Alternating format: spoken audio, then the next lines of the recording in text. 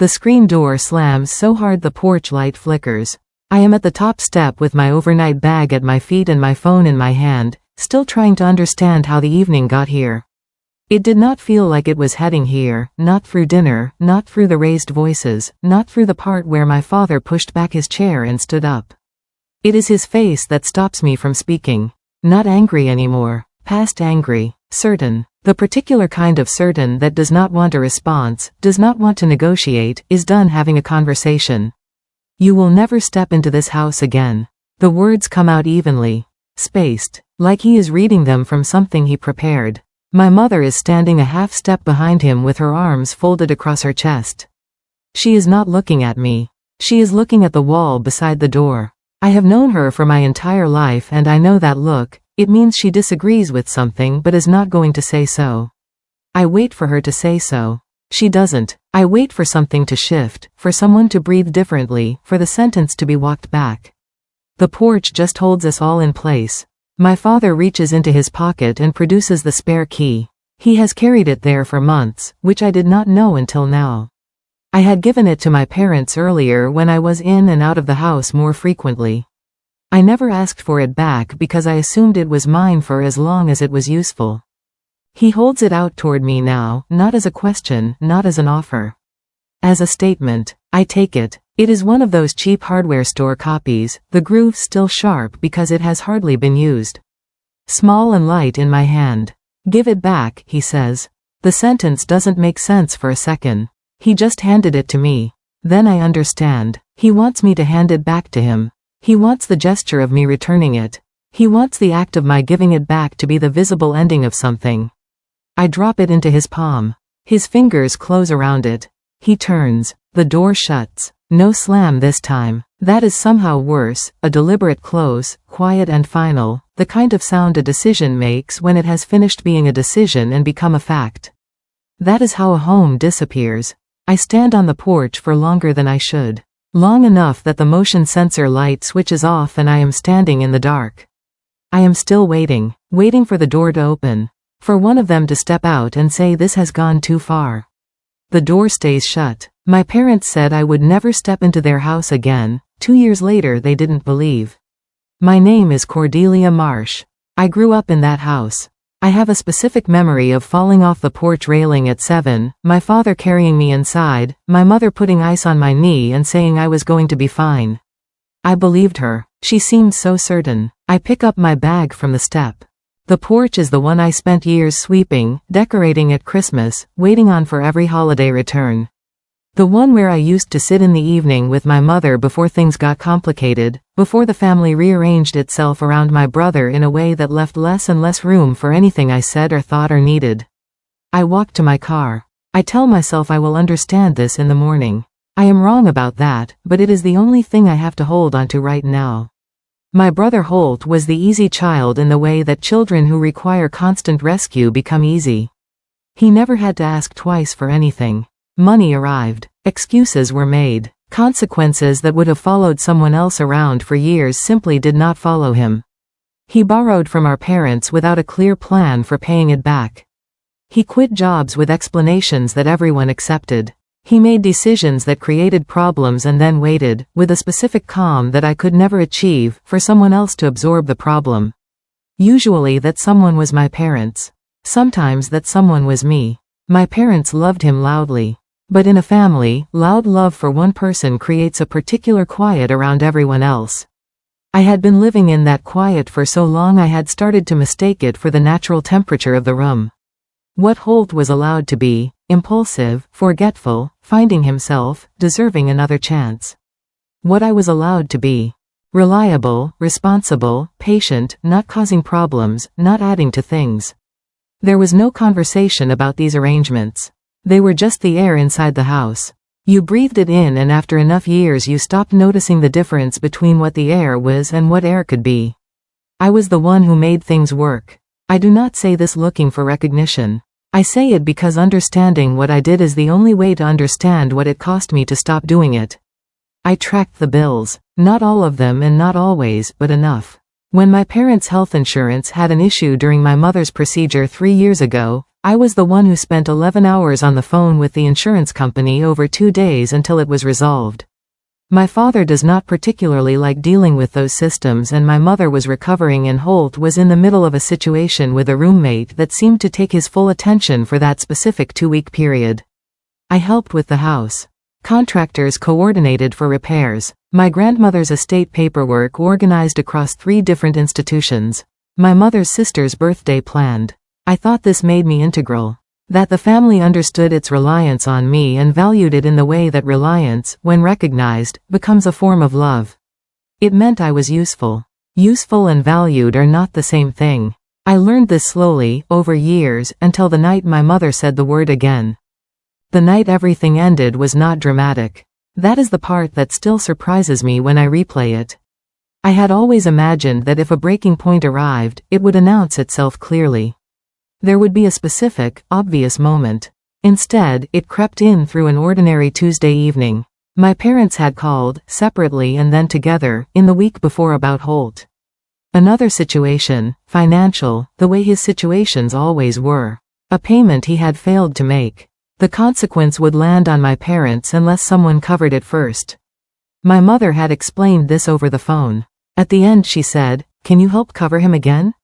Again. I want to pause on that word because it is doing a lot of work. Again implies that I had done it before. I had. More than once. The amounts were never so large that they felt like something you could reasonably refuse, just large enough that they added up over time into something I had stopped keeping careful track of because keeping careful track felt uncharitable. I sat on my end of the phone and heard the again and felt something inside me settle into a new place. Not anger exactly. Something quieter and more final. No, that was the word. 1 syllable. I said it into the phone in the same tone I used for ordinary things. The same tone I might say no thank you to something at a restaurant or no I don't think so when someone asks if I want to take on extra hours at work. Not combative, not emotional, just plain. There was a pause on my mother's side of the phone. Then she said, "What do you mean?" I understood the question. She meant, "What do you mean? You are capable of this and you know how things work and you know what this will cost us if you don't, so what do you mean no?" She did not mean she literally had not understood the word. "I mean I'm not going to," I said. "I'm done covering for him." Another pause. Longer. "Cordelia," she said, in the voice she used when about to explain something I had failed to properly understand. "I know what you're going to say," I said. "I'm still saying no." She said she would talk to my father. I said okay. We hung up. I sat in my apartment and waited to feel something dramatic. Instead I felt tired. The specific tiredness of someone who has been holding something up for a long time and finally puts it down. 2 days later they asked me to come over. My parents rarely phrased things as genuine requests. They phrased them as invitations that were structurally requirements. "Come to dinner on Sunday.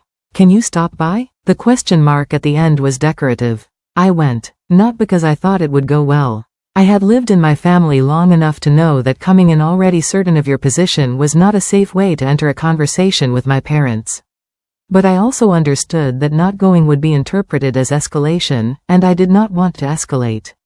I wanted to explain. The kitchen table where we sat was the same one we had used for every difficult conversation of my childhood. Same chairs. Same marks on the wood from years of use. I explained my position. I tried to be clear and specific and not unkind. I was not refusing because I was angry at Holt. I was refusing because the pattern of covering for him had gone on long enough to stop being help and start being something that prevented any actual change. My mother looked at me the way you look at someone who has said something you find both recognizable and completely unacceptable. My father said nothing for a long moment. Then he stood up. "You're selfish." My mother said it after my father stood. She said it in the voice she used when she was hurt and was expressing the hurt as a verdict rather than a feeling. Over the years I had come to understand that this was how emotions arrived in our family, formatted as judgments, delivered as conclusions. The word landed in the room and sat there. In my family, selfish was the most available accusation. It was what you were called when you said no. When you needed something. When you drew any line at all. I looked at my mother for a long moment. I thought about 11 hours on the phone with an insurance company. About the estate paperwork. About the again in her sentence 2 days ago. I thought about the estate paperwork. The contractors. The money given and not returned. I thought about the again in her sentence 2 days ago. I did not say any of this. I had learned that reciting the ledger of your contributions to people who have already decided you are selfish does not change their mind. I know that's how it looks to you, I said. My father's expression shifted. I'm done fixing things that aren't mine to fix, I said. I said it quietly. I was not performing calm, I actually felt it, which surprised me. Something in the act of saying no 2 days earlier had created a strange, still clarity that had not left me since. My father took one step toward the center of the room. Holt appeared in the kitchen doorway at some point, drawn by voices that were not raised but had the quality of voices that might be. He said something. I don't remember the words, just the tone. The tone he used when he thought a situation was resolved in his favor and was just waiting for formalities. My father looked at me with an expression I had never seen in that specific combination before. Not just anger. Something colder than that. You either help this family, he said, or you stop being part of it. The sentence was so clean. So certain. Like he had been saving it. I looked at him. Okay, I said. I picked up my bag from beside the chair where I had set it when I came in. And that was how the conversation ended. That was how I ended up on the porch. In the car, parked 2 streets over, I sat for a long time. The engine was off. The night was quiet in the way suburban nights are quiet. Not silent, but settled, with the sound of someone else's television and a distant dog and the occasional car passing at the end of the block. I tried to feel what I was supposed to feel. Shame, maybe. Or fear. The kind of fear that comes with recognizing that you have just lost something very large and very permanent. I had walked out of the house that raised me with a bag I had packed for one night, the key I had given them returned, the door shut. What I actually felt was something I struggled to name. Not calm exactly. More like the absence of a specific pressure, constantly calibrating, constantly adjusting, trying to take up less space in a room while also trying to be enough in that room. That pressure was gone. I knew this was not the same as being okay. Practical realities were coming with the morning. But for a few minutes, sitting 2 streets from the house I had just been told never to enter again, I breathed. In, out. Something had ended. Something else had started. I did not yet know which one would matter more. I slept in my car. Not because I lacked options. I had friends who would have answered, a colleague who had offered a room before, a credit card. I slept in the car because I could not make a phone call yet. Making a phone call would have required explaining, and explaining would have required finding language for what had just happened, and at midnight in a car 2 streets from my childhood home I did not have that language. The event was too recent. Too large. It needed to sit in the same temperature as the night air before I could start talking about it. I reclined the seat as far as it went, which was not far enough. I lay with my eyes open and thought about the key. My father producing it from his pocket in a prepared way, as if he had been carrying it there, ready for this occasion, possibly for a while. That detail bothered me more than anything else that had happened. Not the anger and not the words. The key in his pocket. The sense that this had been prepared. That he had been waiting for the moment I gave him a reason. I don't know what time I fell asleep. Sometime before 4. I woke up to light and to the sound of a garbage truck. I almost called my mother. 3 times in the first week. I would get to her name in my contacts and stop. Not because she wouldn't answer. But I knew what the call would contain. An invitation to come back with an unstated condition, an acknowledgement that I had been wrong, that I had been difficult, that I understood now why they had done what they had done. I could see the whole shape of the conversation before it happened. I had lived enough of those conversations to be able to map them. My mother would sound concerned and tired in a specific combination. She would say things that contained the word we without being clear who we was. She would make me feel, gradually, that the correct response to the night on the porch was to recognize what I had caused. Not what had been done to me. What I had caused. And some version of me, an older version, a version that had spent more years absorbing the family's version of events, might have let her do that. Might have accepted the frame because the alternative was to continue being outside in the cold. I was already outside in the cold. The alternative was to build something warm. I put my phone down. I called my friend Win instead. Win had known me since college and had heard enough about my family over the years to understand the basic structure without needing the full context. I called her and said I had left. She asked if I was okay. I said I was not sure but that I did not need to be okay immediately. She said of course, and then she said there was a couch. I stayed 12 days. I slept on her couch, paid her for it, and started making calls. I had a job I had been working for 2 years, a coordinator role at a logistics company, not what I had imagined but steady and paying reasonably well. I found an apartment, not the one I would have chosen under other circumstances, smaller, further from work, on the noisier side of a street. But mine, an apartment that was mine. I signed the lease on a Wednesday. My parents did not contact me. Not a text, not a missed call. I checked my phone more than I would admit, still adjusting to silence from people who had always been a constant presence. The silence was louder than I expected. Then slowly, over weeks, it became easier to live with. The first year was hard in practical ways. The apartment was fine but I was starting from a thin position. The money I had put into covering Holt's situations had come from somewhere, savings I had built carefully, now lower than they should have been. I took extra shifts when the company offered them. I picked up freelance work coordinating projects for 2 small businesses that a former classmate connected me with. I was good at the organizational work, had been doing versions of it my whole life. Doing it for people who paid and thanked me was a different experience from doing it for a family that absorbed the results as the expected baseline. People said thank you. One of the small business owners sent me a gift card at the end of a project with a note that said working with you was the smoothest this has gone in years.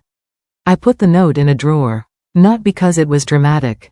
Just because it was real. I was building something with no safety net and no family backup and no phone calls checking in.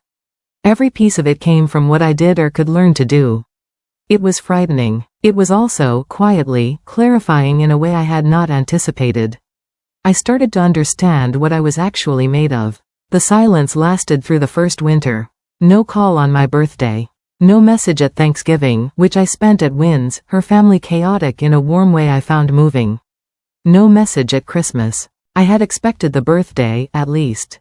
My mother had sent me a card every birthday of my life without exception, handwritten, always with a specific detail about the year we had had or something she was proud of me for. The absence of it in my first year away was a real thing. I am not going to pretend it wasn't. I bought myself a card. I wrote something in it and put it in the drawer with the note from the business owner. Holt did not reach out either. This surprised me less. In the second spring, something started to shift inside me that I found difficult to describe but that I can try to trace. The anger I had been carrying since the night on the porch, and I had been carrying it, even if I had not always been aware of it, started to feel less like a weight and more like weather. Something passing through rather than something permanent. What replaced it was not forgiveness exactly.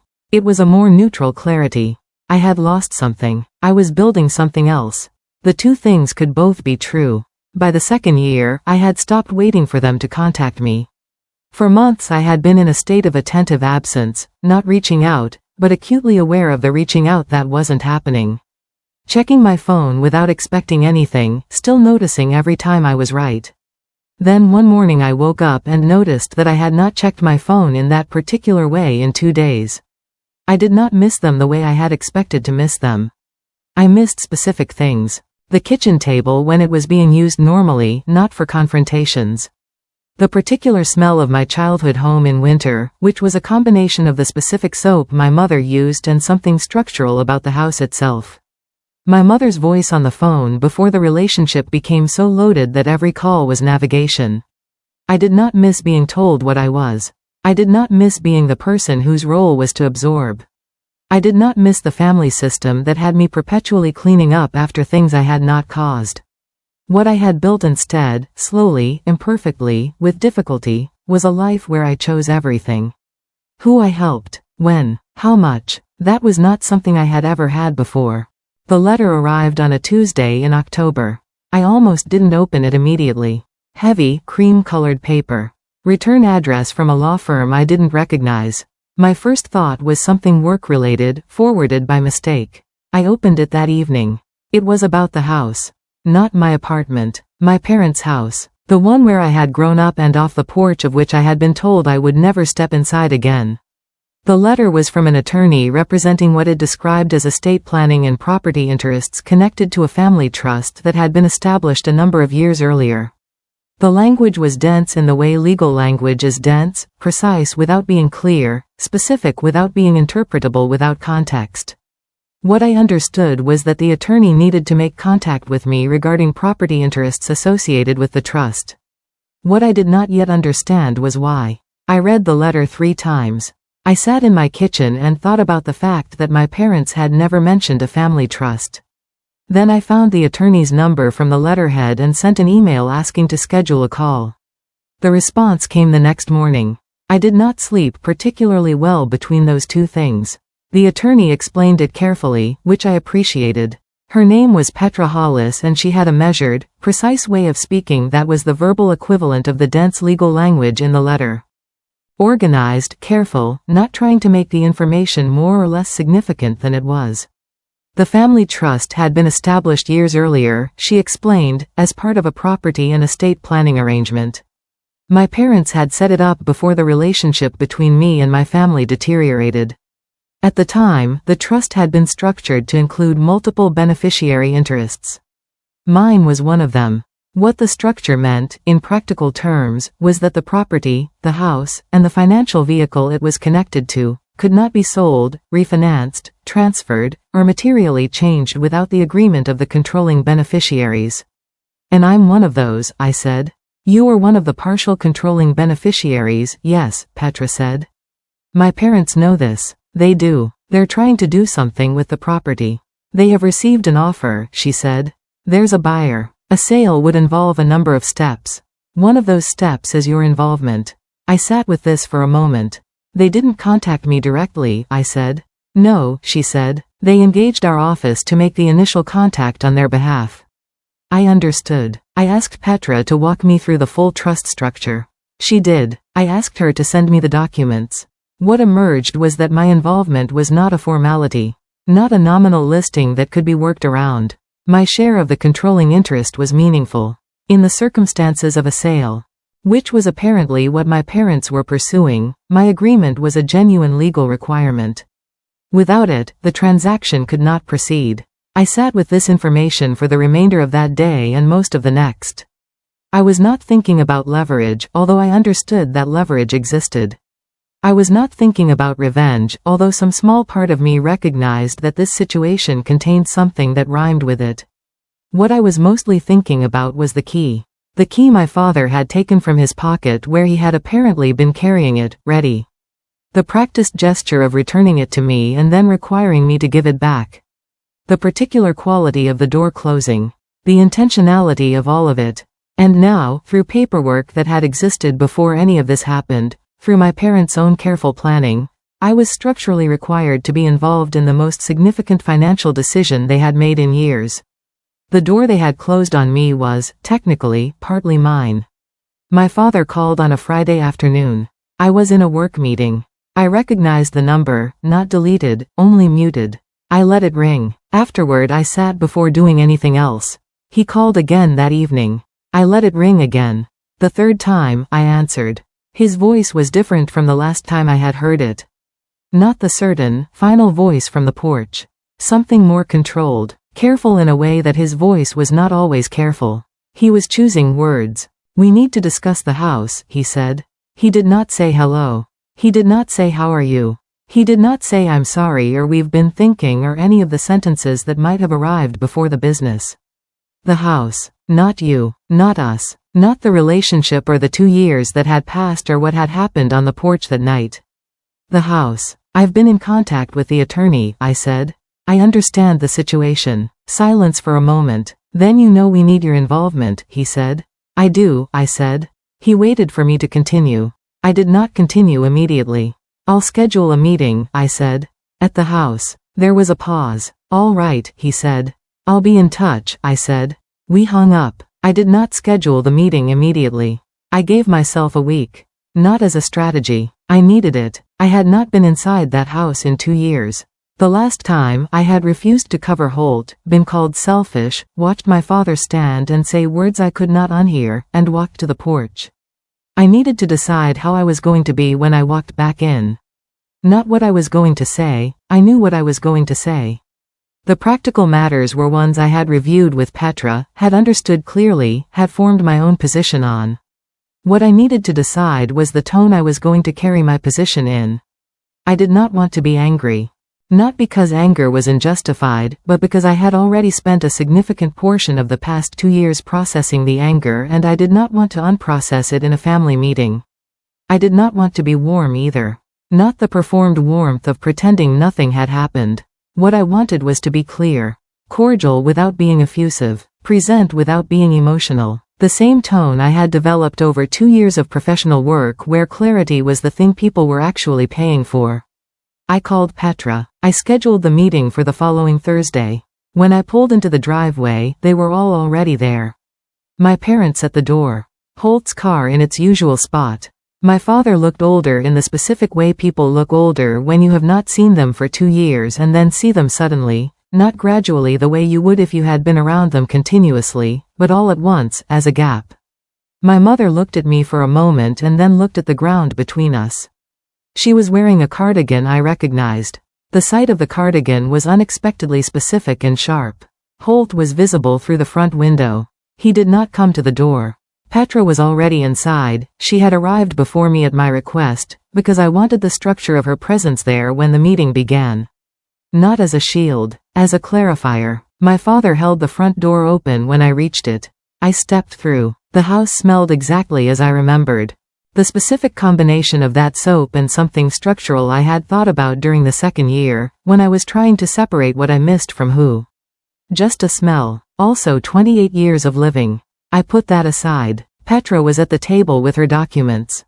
I took the chair across from my father. We began. The meeting was efficient. My parents had arrived hoping for something more, I could feel it. Some indication that being back in the house meant something soft was available. That the 2 years could be folded away. I did not offer that. Not because I was withholding it as punishment. Because it was not available. The thing they were hoping for required a conversation that had not happened, a real one, about the night on the porch and the years before it and what had been done and what it had cost. We had not had that conversation. We were not having it now. I stated my position on the trust and the property clearly. I had reviewed everything Petra had sent. My requirements were specific and reasonable, a portion of the sale proceeds corresponding to my beneficial interest, properly accounted for. Standard language protecting against any future contested claims. Documentation that was clean. My father tried at one point to say something about how things had gotten out of hand. I let him finish. I did not argue with the characterization. I also did not accept it as the full account. My mother looked at me twice with an expression I couldn't read and then looked away. Holt did not enter the room at all. I signed what needed signing. I stood up. I walked back out through the front door. My father held it again. The same door. 2 years later. I stopped for a moment on the same porch. The same railing I fell off as a child. The same boards. The motion sensor light was on because it was daylight, its own small irony. I did not have a speech. A speech would have suggested I needed something from them, acknowledgement, the correct response, and I no longer needed those things. I had needed them for a long time. I no longer did. What I had instead was the life I had built without their permission and without their help. The apartment that was mine. The work that was mine. The quiet, ordinary pride of someone who has made something from nothing in a situation where nothing was what they were given. That life was not going to get bigger by requiring anything from my parents. It was going to get bigger by continuing. I went to my car. I drove away from the house. I did not look in the rearview mirror. Not out of drama, just because there was nothing I needed to see behind me. The road in front of me was still unfinished. I was interested in that.